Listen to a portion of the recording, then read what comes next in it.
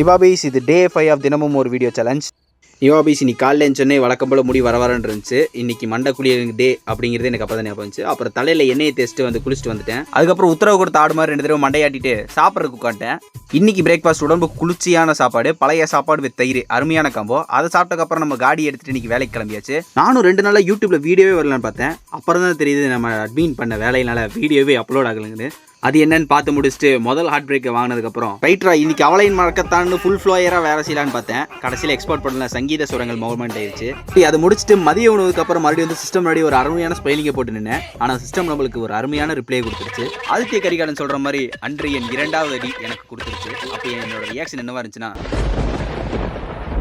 அசையாத மரம் ஒன்று உய்ந்தது கீழே.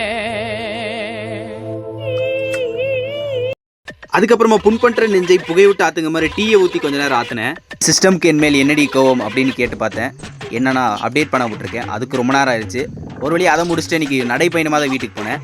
ஏன்னா நம்ம காடியை சர்வீஸ் விடுற நாள். அதை விட்டுட்டு அப்புறம் தான் வாக்கிங்கை போட்டேன். போகிற வழியில் மறுபடியும் எங்கள் அப்பாவை கூப்பிட்டு நடக்க முடியலப்பா திருப்பி வந்து பிக்கப் பண்ணுங்கன்னு சொன்னேன். வந்ததுக்கப்புறம் எனக்கு இன்னொரு டாஸ்க் கொடுத்தாங்க. பேகுக்குள்ளே முட்டையை வாங்கினேன். அதை எப்படியாவது உடைக்காமல் வெளியெடுத்து வச்சா இன்றைக்கி ஜெயிஸ்டோமாற ஸ்டேட்டஸ் போலாம் ரெடியாக இருந்தேன். ஒரு வழியாக எதுவும் பண்ணாமல் வெளியெடுத்து வச்சுட்டேன். நான் பாராட்டுறது நான் கமெண்ட்டில் பாராட்டிட்டு போங்க நீ ப்ளீஸ்.